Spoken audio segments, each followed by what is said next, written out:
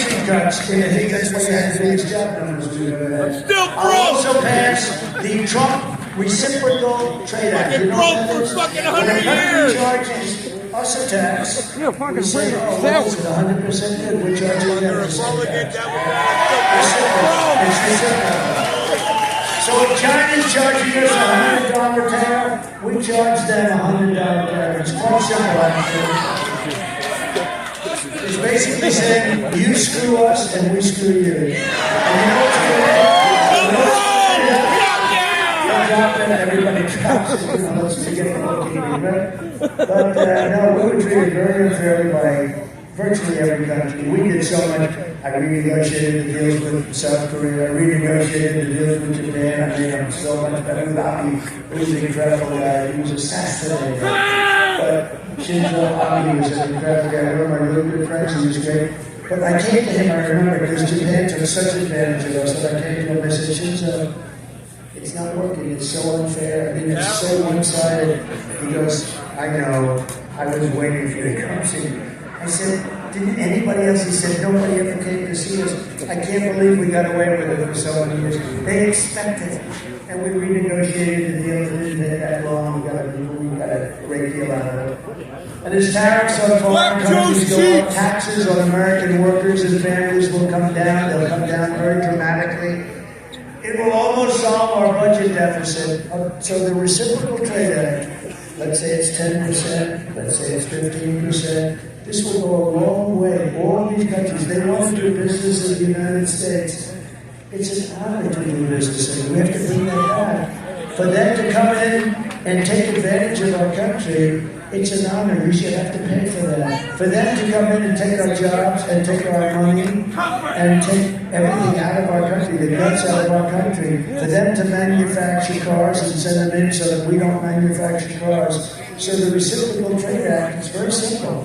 They gotta pay. So if they pay 10% or 15%, I don't believe it's going to affect the business that much, but it's so much money that will be coming into our country that it will largely knock out deficits. To a large extent, the deficit will be wiped out overnight. And I think they'll be doing almost the same business. The only difference is that they won't make quite as much money, because right now they're making so much money in the case of China. They rebuilt military to rival our military with the kind of money, $500 billion a year that they take out.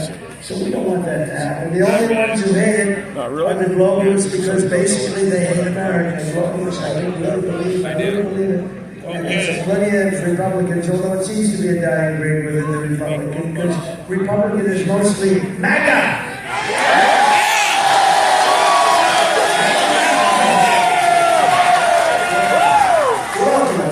Now the globalists, I think they're on respirators. They're a dying breed, I think.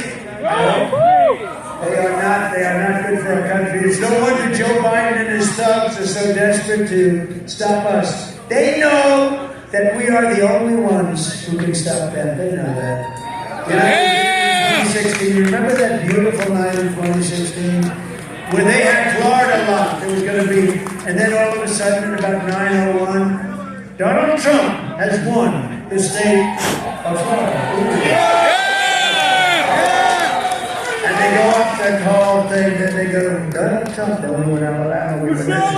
Donald Trump has won the state of Georgia by a lot. I think we did much better the second time in Georgia, by the way. But Donald Trump has won the state of Georgia. Donald Trump has won the state of South Carolina by a lot. Donald Trump has won the state of North Carolina. We ran that first up in front, and they kept saying, oh, they said, with North Carolina, they said, don't worry about it. That's our fire stop. That's our street. We can't leave alone. And then they go, this was a whole thing for an hour. They were saying, stop this North Carolina. They go, Donald Trump has won the Senate. They like having a heart attack. Remember the crazy woman in the convention center with the hair and the glasses and the bonnet? And she's screaming, that poor woman. And she's screaming, you know what she's screaming for? She wants continued failure in our country. All of their attacks and all of these corrupt persecutions that they're doing are only happening because I am running for president and leading big in the polls and won a presidential race that we weren't supposed to win. They all said, it's funny, I came here and I came to 4 or 5 other states in the last couple of days, and we were having rallies, 45, 50,000 people. And then I'd leave, and I kept hearing how we were going to lose. So I came, how come we're going to lose? With Hillary, she comes, she'd have like 300 people show up. With Joe, he'd come, he couldn't fill the circle. Remember the 8 circles? Good contract with the circle. I want to find out who is the contract. They were beautiful circles. But they had 8 circles, and they had to put the fake news in those circles because they couldn't fill them up. And then I'd have 48, 50,000 people in these rallies. And I say, how the heck, why are we going to lose? And we ended up winning Michigan. Remember, that was happy. And Wisconsin, we won Wisconsin, we won Pennsylvania, we won it all. And the ladies won it, got so hard, we're doing much better now than we ever did. Actually, as you know, we did much better in 2020 than we did in 2016. We got millions and millions of more votes, Pete. Millions and millions of more votes. We got votes like nobody thought possible, but the election was rigged. It's just one of those.